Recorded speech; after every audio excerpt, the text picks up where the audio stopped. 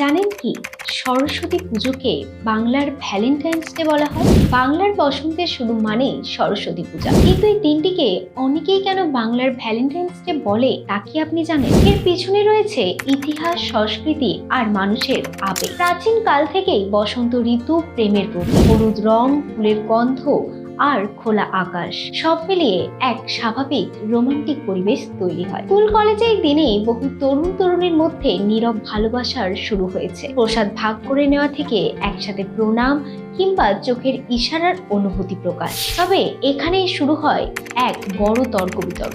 অনেকে বলেন যে দিনটা বিদ্যার দেবীর পূজা, পড়াশোনার দিন, সেই দিনকে লোকে বলে ভ্যালেন্টাইন্স ডে। না, এ একদম ঠিক না।